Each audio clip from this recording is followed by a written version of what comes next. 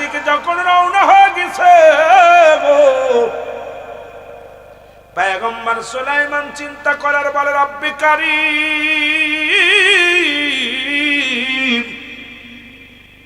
এই পিপিলিকা সাগরের পানি তো পান করতে পারবে না, ডুবে মারা যাবে, সাগরে ঢেউ মারা যাবে। বসে আছে দেখার জন্য কি অবস্থা হয়। এবার সাগরের কূলে যে যখন দাঁড়াইলেন, সাগরের ভিতর থেকে একটা ব্যাঙ আসিয়া হা করে পিপিলিকাটাকে নিয়ে চলে গেল। জোরে জোরে চিল্লায় বল আল্লাহু আকবার। আরে পিপিলিকাটা যখন নিয়ে গেছে রে,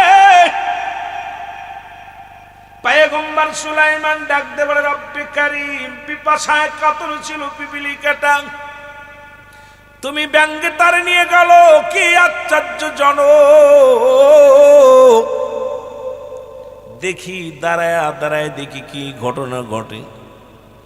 কিছুক্ষণ পরে ব্যাঙটা সাগরের বিকট থেকে আবার পানির নিচেই থেকে উঠিয়ে আসলো, উঠিয়ে হাঁ করলো।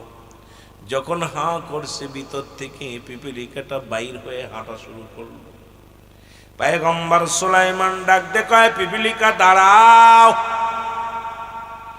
ও যুবকেরা, ও রানীখার যুবকেরা শোনো, ডাক দে বলে পিপিলিকা দাঁড়াও। পিপিলিকা দাঁড়ায় গেলেন, সালাম দেয় পয়গম্বর সুলাইমান, আসসালামু আলাইকুম পয়গম্বর সুলাইমান, আপনি আমাকে ডাকছেন?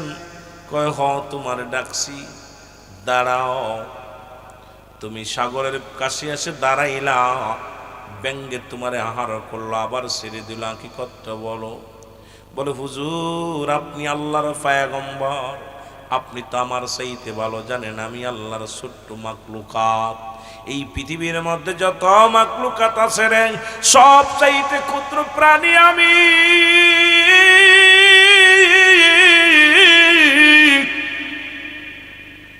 ওরে পয়গম্বর সুলাইমান শোনো, ওই সাগরের নিচে একটা পাহাড়ের নিচে পাথরের নিচে একটা প্রাণী একটা পড়ে গেছে, আজ কটা দিন ক্ষুধার্ত অবস্থায় আছে, না খাইয়া দেহখানা তার কঙ্কাল হয়ে গেছে। ওই প্রাণীটা ডাক দিয়েছে রব্বুল আলামিন, আল্লাহ তুমি রিজিক দাতা, নাম তাই রাজাক, সব প্রাণীকে দাও গো রুজি, দেও তাই খরা। তোমার তরিফ তোমার গানে জেগে ওঠে বরবিয়ানে, বিলে ঝিলে মাঠে রুজি পায় যে পাখির ঝাঁক। মৌমাছিরা গুনগুনিয়ে যাই যে কাজে গান শুনিয়ে, পিঁপড়ারা পায় খুঁজে আহার কঠিন শ্রমে ময়দানে। আর তুমি নিজেই বলছাল কাসিম হাবিবুল্লাহ, দিন মজুরি মেহনতকারীরা হলো আল্লাহর বন্ধু। আজকে যারা বসে আছো বাবা, কেউ আছো ব্যবসায়ী, কেউ আছো অটো চালাও, কেউ আছো রিক্সা চালাও, কেউ আছো মাঠে শ্রম দেও, আমার আল্লাহ তো মুসলমান যারা এসির মধ্যে থাকে তাদেরকে বন্ধু বলে ডাক দেন নাই, যারা গদির মধ্যে ঘুমায় আছে তাদেরকে বন্ধু বলে ডাক দেন নাই, যারা শ্রম দেয় গায়ের ঘাম ঝরায় রব্বুল আলামিন তাদেরকে বন্ধু বলে ডাক দিছে। জোরে জোরে চিল্লায় বলা যাবে না সুবহানাল্লাহ। খেয়াল করবেন, খুব খেয়াল করবেন, আমি লম্বা চওড়া আলোচনা করব না, যদিও একদম ক্লাস 1 2 সরুয়া সরেয়ার বই, কত আদর্শ লিপির বইয়ের আলোচনা করব যাতে সবাই বুঝতে পারেন। এত উদ্দের আলোচনা নয়, মাঝে মাঝে হয়তো দুই একটা দলিল দিতে হতে পারে, কারণ না দিলে তো আবার কবে হুজুর কিতা কইল বিপদ। কথা বুঝিনি? আল্লাহ তুমি রিজিক দাতা, নাম তাই রাজাক, রাজ্জাক, সব প্রাণীকে দাও গো রুজি, দেও তাই খরা। তোমার তরিফ তোমার গানে জেগে ওঠে ভোর বিয়ানে। যখন সকাল হয়, যে অঞ্চলে সকাল হয়ে যায়, হালাল খাদ্যের সন্ধানে তোমার মাখলুকাত বাইরে হয়ে যায়। জোরে বলা যাবে না ঠিক কি না? সবাই তো খোদার যন্ত্রণায় খোঁজে,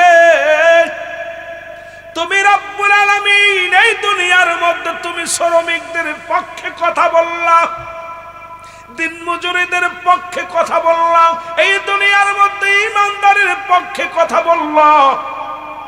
কি বলল আল্লাহ বলেন কাসিম হাবিবুল্লাহ, দিন মজুরি মেহনতকারীরা আমার বন্ধু। জোরে জোরে আর একবার বলা যাবে না সুবহানাল্লাহ। আপনাদের ওয়াজ করছে, আপনাদের ওয়াজ। শ্রমিকদের কথা কইতেছে কে? আমি কইতেছি? আল্লাহ কইতেছে। আল্লাহ কয় যারা দিন মজুরি, যারা গায়ের ঘাম ঝরায়, যারা কষ্ট করে, এরা হলো কার বন্ধু? আল্লাহর বন্ধু। আল্লাহর বন্ধু আপনারা, আপনাদের দাম বেশি, অনেক দাম, আমার মুখের কথা না। রব্বুল আলামিন নিজে ডাকতে বলছে, যারা দিন মজুরি, যারা মেহনত করে, তারা আমার বন্ধু। জোরে বলেন মারহাবা। আমার বন্ধু বানাওয়া পয়গম্বর সুলাইমান ডাকতে বলে, পিপিলিকা রে, ও পিপিলিকা, দেখলাম তোমার মুখের মধ্যে একটা শস্য দানা নিয়ে সাগরের পাশে দাঁড়াইলাম, আবার তোমার ব্যঙ্গে আহার করলো, আবার ছেড়ে দিল। হাকিকতটা বলো। বলো হুজুর, আপনি হলেন আল্লাহর পয়গম্বর, আপনি তো আমার চাইতে ভালো জানেন গো নবী। ও সুলাইমান পয়গম্বর শোনেন, ওই সাগরের মধ্যে একটা পাথরের নিচে একটা চাপা পড়ে গেছে একটা প্রাণী, ক্ষুধার্ত অবস্থায় আছে। যখনই রব্বি কারিমের দরবারে প্রার্থনা করছে, আল্লাহ আমারে খাওয়াও, আল্লাহ ডাক দে বলছে, পিপিলিকা রে, আমারে দায়িত্ব দিছে, ও পিপিলিকা, ওই খাদ্যদ্রব্য খোঁজো। আমি ময়দান থেকে খুঁজে ছোট্ট দানাটা মুখে করে আনলাম, আর ওই সাগরের পানির নিচেই তো আমি যেতে পারি না। ওই ব্যাংটা আমাকে মুখের ভিতরে করে নিয়ে গেল। ওই আমি আবার খানা খাওয়াইয়া, যখন তারে খানা খাওয়াইলাম, খাওয়ানোর পর আমাকে যখন ডাক দিছে, সঙ্গে সঙ্গে আমি আবার খানা খাওয়ানোর পর উপরে চলে আসি। সুতরাং এই মুসলমান শুনে নাও, মুসলমান শুনে নাও, এরে পয়গম্বর সুলাইমান, তুমি কি জানো না, সাগরের নিচে ওই প্রাণীটাকেও আমার রব্বে কারিম খাওয়ায়। সুলাইমান পয়গম্বর চোখের পানি ছেড়ে ডাকতে বলে, রব্বে কারিম,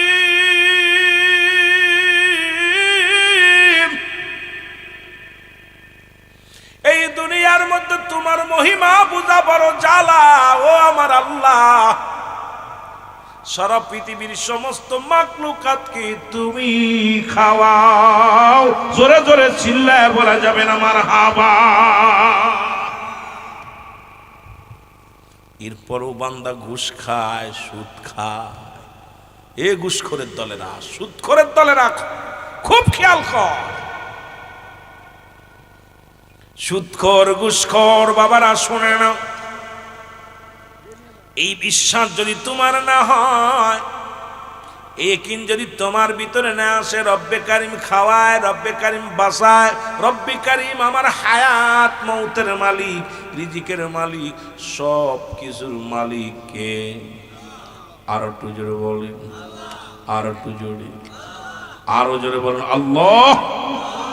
এই মধুর নামটা যার অন্তরের ভিতরে থাকবে, রব্বে কারিমের কাছে সাহায্য প্রার্থনা করবে, রব্বুল আলামিন তারই সাহায্য করবে। জোরে বলেন ঠিক কিনা? হাওয়ার গাড়ি হাওয়ায় চলে, তেলের গাড়ি কলে চলে, বিনা তেলে চালাই গাড়ি নবী সুলাইমান। আমরা সেই মুসলমান, আমরা তথ্যে মুসলমান। পয়গম্বর সুলাইমান কাল্লা, তুমি সব মাখলুকাতকে খাওয়াও, আমাকে একটু সুযোগ দাও, 1 বছর আমি খাওয়াবো। খুব খেয়াল। রব্বে কারিমের দরবারে ডাকতে বলে, রব্বে কারিম,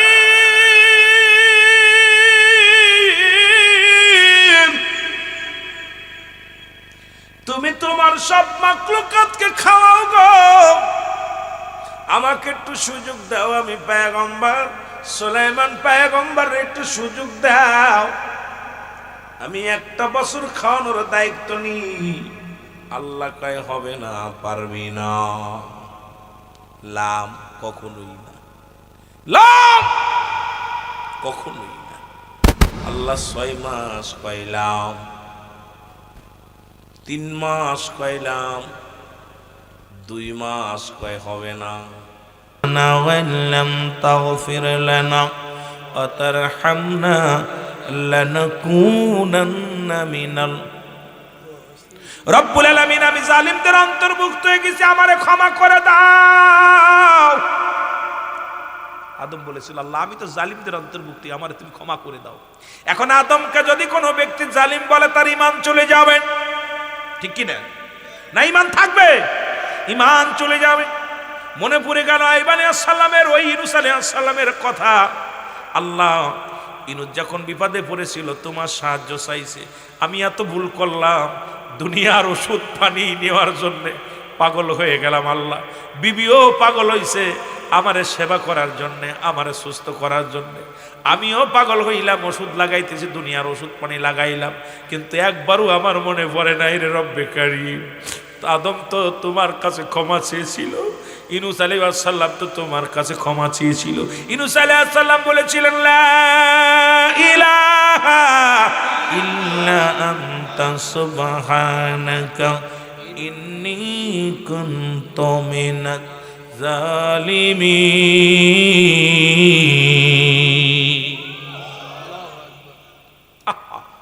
আইয়ুব আলাইহিস সালামের মনে পড়ে গেছে, আল্লাহ আমি তো বড্ড ভুল করে ফেলেছি। আমি এতদিন ধরে পৌঁছতেছি, এতদিন ধরে কষ্ট করতেছি, কিন্তু আমি তোমার সাহায্য না আছে, আমি নিজের খুব ফকর দেখাইছি। আল্লাহ, আমি নিজের বড় ফকর দেখাইছি। নিজে আমি ওষুধ খাইছি, দুনিয়ার শরীয়তের ওষুধ খাইলাম, একবারও তোমার কাছে আমি ক্ষমা চাই নাই, একবারও তোমার কাছে আমি প্রার্থনা করি নাই। আমার এই রোগ থেকে মুক্তি হওয়ার জন্য আমি একবারও ক্ষমা চাই নাই। সঙ্গে সঙ্গে জিবরিল আমিন এসে বলে, নবী আইয়ুব রে, এতদিন তোমার কষ্ট করা লাগতো না, আজকে তোমার মনে পড়ে গেল। আদম আলাইহিস সালাম দোয়া চেয়েছিল, আল্লাহর কাছে ক্ষমা চেয়েছিল। ইউনূস আলাইহিস সালাম আল্লাহর কাছে ক্ষমা চেয়েছিল। ইব্রাহিম আলাইহিস সালাম আল্লাহর কাছে ক্ষমা চেয়েছিল। মুসা আলাইহিস সালাম তোমার আল্লাহর কাছে ক্ষমা চেয়েছিল।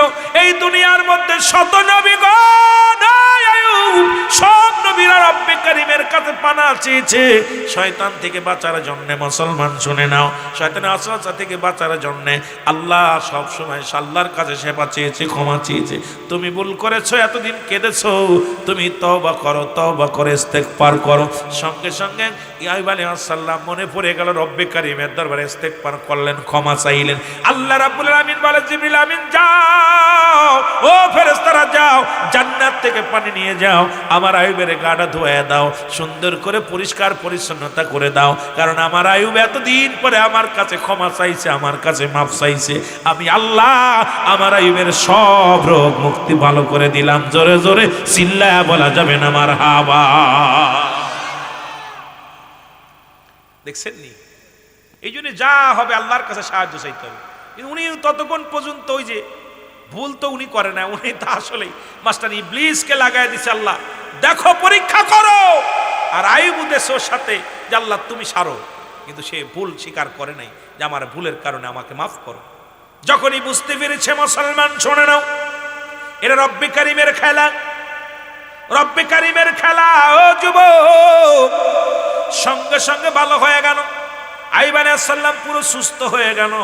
আমার বাজারে আমারা শুনে নাও, শুনে নাও, যখন দোয়া পড়লেন, তওবা করলেন, আল্লাহ পাক তওবাতুন নাসুহা, কারণ তওবা করলেন, তওবা করার সঙ্গে সঙ্গে রব্বে কারীম পছন্দ করে ফেললেন। আইয়ুব আলাইহিস সালামের গায়ের কুষ্ঠি রোগ সেরে গেল। শুধু তাই না রে মুসলমান, ওই যত সম্পদ দুনিয়ার মধ্যে যা কিছু হারিয়ে ফেলেছিল সব কিছু রব্বে কারীম ফেরত দিলেন। ওই যে বাজান 10 জন সন্তান ছিল, ওরা চাপাপুরে মারা ছিল, এটাও রব্বে কারীম আইয়ুব আলাইহিস সালাম যখন আল্লাহর দরবারে ক্ষমা চাইলেন, রব্বে কারীম তাদেরও ফিরে দিলেন। জোরে জোরে বলেন মারহাবা। আর একটু জোরে বলো।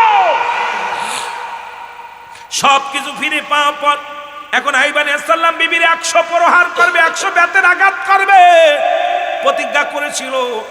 এখন বেত কেটে আনলেন, বিবিরে মারবে। বিবির সামনে প্রস্তুতি। ওরে মুসলমান শুনে নাও, যে বিবি এত কষ্ট করলো, এত কষ্ট করলো, এত সাধনা করলো, সেই বিবি জয়ী যে একটা ভুল মনের ভিতরে খটকা ধরে গেল রে মুসলমান, শুনে নাও। এই ধরার কারণে বলে 100 ডুরা মারবে বিবির গায়ে। যখন ব্যথা না হলো, বিবির সামনে এসে দাঁড়াইলো। জিবরিল আমিন কয়, হুজুর খবরদার, খবরদার, আপনার বিবির গায়ে একটা টাচ করতে পারবেন না। আপনার বিবি সতী সাথী ছিল, আপনার বিবির সাথে এই ব্যবহার আছে নবী গো, খবরদার, খবরদার, খবরদার। এই জন্য আল্লাহ বলেন, বান্দারে শোনো, কোন নারীর কোন দোষ টুটি দিতে লাগলে খপাত করে আপনি একটা নারীকে দেখলেন যাচ্ছে, খপাত করে মুসলমান আপনি তার দোষ ধরতে পারেন না। ওই যে মনের অজান্তে বলে ফেলেন, মনে হয় জিনাকারী নারী, মনে হয় খারাপ মেয়ে, মন্তব্য করবেন না। কারণ রব্বুল আলামিন এটা কবিরায় গুনাহ। কোন নারীকে মনস্তাপ করা যাবে না। যদিও দুষ্ট নারী হয়, আপনি তাকে না যাচাই বাছাই করে দুষ্ট বলতে পারবেন না। নারীর দাম, নারীর মর্যাদা রব্বুল আলামিন এত পরিমাণ দিয়েছে, তারপরও আমার মারা বোঝে না। না বোঝার কারণে আজকে তাদের মর্যাদা নষ্ট হয়ে গেছে। ধরে বলেন ঠিক কিনা? আমার মুসলমান বাবারা, আমার আইয়ুব আলাইহিস সালাম বলে, আমি তো প্রতিজ্ঞা করেছি, এখন কি করে আমি শোধ করব? আইয়ুব আলাইহিস সালামকে ফেরেশতা জিবরিল আমিন বলে, হুজুর, ওই আদম আলাইহিস সালাম দোয়া করেছিল, আখির নবীর ওসিলায় ক্ষমা পেয়েছিল। ইউনূস আলাইহিস সালাম ভুল করেছিল, আখির নবীর ওসিলায় ক্ষমা পড়েছিল। সেই আখির নবীর উপরে আপনি 11 বার দুরূদ শরীফ পড়েন। জোরে জোরে বলেন মারহাবা, আরো জোরে। এমনি বলে না, নবী বলেন, হায়াতি খায়রুল লাকুম, আমার হায়াতের জিন্দেগিটা আমার উম্মতের জন্য কল্যাণ স্বরূপ। ও মামায়াতি খায়রুল লাকুম, ওয়াফাতি খায়রুল লাকুম। ও মুনশিরা শোনো, নবী কয়, আমার ওয়াফাতটা, আমার ইন্তেকালটাও আমার উম্মতের জন্য কল্যাণ স্বরূপ। কারণ এই নবীজি দুনিয়ার মধ্যে সমস্ত নবীদের নবী, রাহমাতুল লিল আলামিন। আপনি ওই নবীর উপরে দুরূদ পড়েন, 11 বার দুরূদ শরীফ পড়লে আপনার কাফারা আদায় হয়ে যাবে। সঙ্গে সঙ্গে আমার রাসূলের উপরে দুরূদ পড়লেন, পড়ার সঙ্গে সঙ্গে এ মুসলমান শোনো, বিবির ওই কাফারা আদায় হয়ে, স্বামীর কাফারা আদায় হয়ে গেল। আমার নবীর উপরে সেই নবীজি বলছেন, হায়াতি খায়রুল লাকুম, আমার হায়াতের জিন্দেগিটা উম্মতের জন্য কল্যাণ স্বরূপ। এই দুনিয়ার মধ্যে আমি নবী আগমন করেছি, আমার উম্মতের সঙ্গে কথাবার্তা বলেছি, উম্মতের সঙ্গে চলাফেরা করেছি, উম্মতের যেমনি ঘর সংসার করে এমনি আমি করেছি। কিন্তু আমরা সেই নবীরে পেয়ে বেয়াদবি করতেছি। শুনে নাও, সেই নবীর সম্মান নষ্ট করতেছি, সেই নবীর সম্মানের উপর আঘাত করতেছি। মুসলমান শুনে নাও, আবার নবী বলেন, ওয়াফাতি খায়রুল লাকুম, আমি নবী ইন্তেকালটা, আমার ইন্তেকাল, আমি মারা গেলাম, আমি ইন্তেকাল করেছি, এটা আমার উম্মতের জন্য কল্যাণ স্বরূপ। কারণ দুনিয়ার মধ্যে থেকে বিদায়টা, পৃথিবীর মধ্যে কোনো উম্মত যদি গুনাহের কাজ করে, আমি নবীর সঙ্গে সঙ্গে ইস্তেগফার করি, মাফ চাই আল্লাহর দরবারে। আবার কোনো উম্মত যদি গুনাহের কাজ করে, ভালো কর্ম করে, আমি তার জন্য প্রশংসা করি। এমন নবীর উম্মত হয়ে আপনারা খুশি না বেজার? রে আমার মনের জল্পনা কল্পনা, নবী যাব আমি সোনা, বলো যাব আমি সোনার মদিনায়, বলো যাব আমি, আরো জোরে বলেন, যাব আমি। আমার মনের জল্পনা কল্পনা, নবী যাব আমি,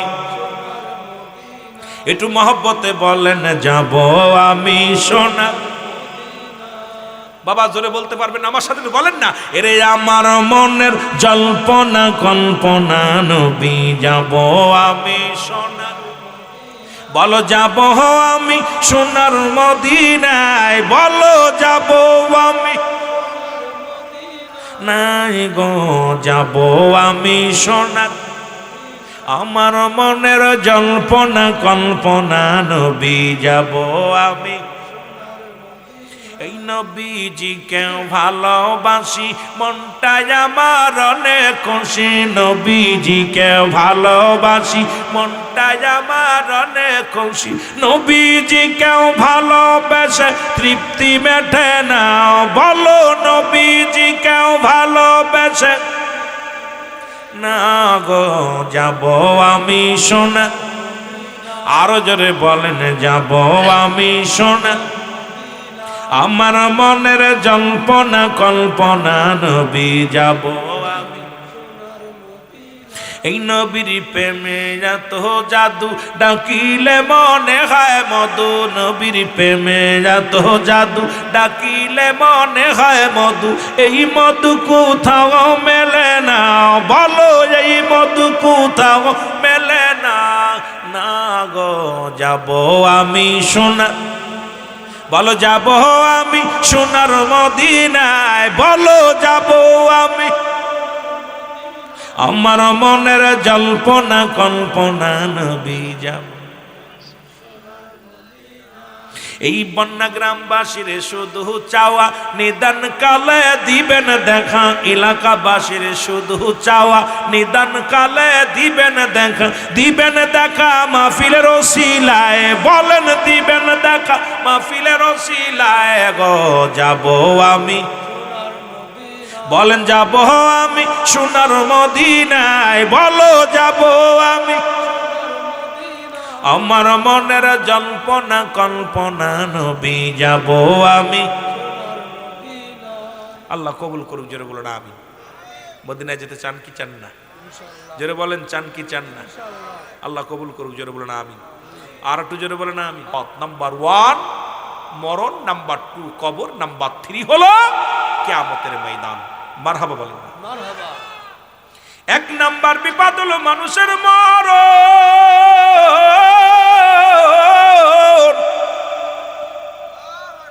আল্লামা মুফতি আমজাদ আলী সাহেব একটা কিতাব লেখলো গো, মানুষ যখন সাধারণ মৃত্যুবরণ করে 70টা তাজা উটের গায়ের চামড়া জবাই না করিয়া উল্টো দিকে টান দিয়া লবণ আর মরিচ লাগায় দিলে যতটুকু যন্ত্রণা হয়, একটা সাধারণ মৃত্যু হলো এত কঠিন রে বাবা।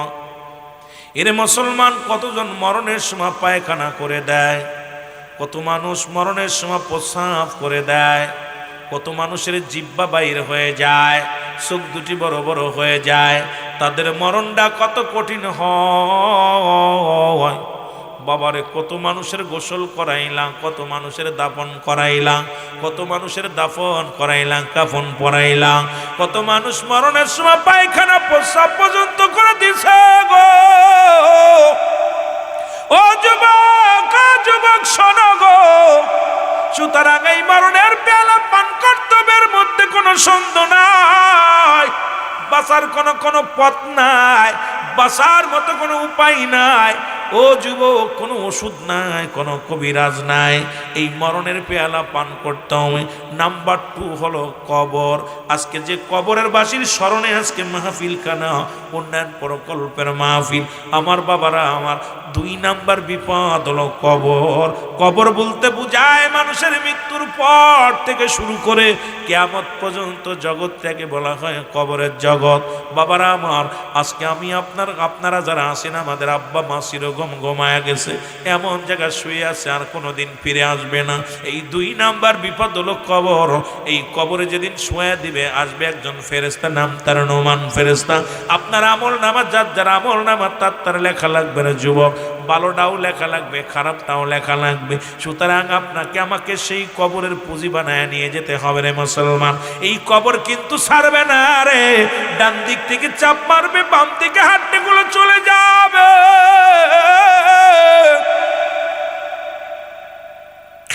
বাম দিক থেকে চাপ মারবে, ডান দিকে হাড্ডি যাবে রে। এই কবর রে, অনিষ্ঠের কবর, কেউ নিল না তোর খবর রে কবর। কত টাকাওয়ালা, কত বাড়িওয়ালা রে শোয়া দিছেন আল্লাহ। আজ বাবা মা ভুলে গেছে, ভাই বন্ধু ভুলে গেছে। আরে যেখানে গেলে বিচার হয়, যেখানে গেলে হিসাব হয়, এই কবরে কেমনে সল জবাবের হিসাব দেব রে আল্লাহ। আল্লাহ 2 নাম্বার বিপদ থেকে আমাদের বাঁচায় রে আল্লাহ। 3 নাম্বার হলো কিয়ামতের ময়দান, যেদিন হলো আরো ভয়াবহ রে যুবক। ও যুবক, যেদিন মুঠো হাত উপরে সূর্যোদয় হবে, মাটিগুলো পুড়ে তামা হয়ে যাবে, এই দুনিয়ার সব কিছু আমার বাবারা আমার, যেদিন সব কিছু সবাই তোমার পর হয়ে যাবে, সেদিন আপন বলতে কেউ থাকবে না। সেই বিচারের ময়দানের দিনে ভয় করো। এই 3টা বিপদ। নাম্বার 1 হলো মানুষের বিপদ হলো মরণ, মনে রাখতে হবে 3টা বিপদ। নাম্বার 1 হলো মরণ, নাম্বার 2 হলো কবর, নাম্বার 3 হলো কিয়ামতের ময়দান। তিনটা জিনিস কাজে লাগবে। নাম্বার 1 নেক আমল, নাম্বার 2 হলো সদকায়ে জারিয়া দান দিয়ান মুসলমান। 3 নাম্বার হলো নেককার সন্তান। কারণ যে সন্তান আপনার জন্য চোখের পানি ছেড়ে কানবে, রব্বির রহমহুমা কামা রব্বায়ানি সগীরা, রব্বির রহমহুমা কামা রব্বায়ানি সগীরা। এই সন্তান যদি রেখে যেতে পারেন তাহলে কাজে লাগবে এই দোয়াটা, রব্বির রহমহুমা, আমার রব, আমার প্রতিপালক, আমার আব্বা মার সগীরা কবিরা গুনাহগুলো মাফ করে দাও, জানা অজানা গুনাহগুলো মাফ করে দাও। তাহলে আপনার জীবনটা ধন্য। আর যদি সন্তান রাখছেন ওই গাঁজাখোর, মদখোর, নারীখোর, ইয়া দ্বারা কি পাবেন? ইয়া দ্বারা কবরের অশান্তি পাবেন। এই জন্য দুনিয়ার জিন্দেগি থাকতে দান ধ্যান করে যাবেন, ওই কবরের কিছু সামিয়ানা বানায় থুয়ে যাবেন। জোরে বলেন ঠিক কিনা? গোরস্থানে একটু জায়গা বাইনা করে রাখ রে, গোরস্থানে একটু জায়গা বাইনা করে রাখ, এখনই তো আসতে পারে চলে যাওয়ার ডাক রে, গোরস্থানে একটু জায়গা বাইনা করে রাখ।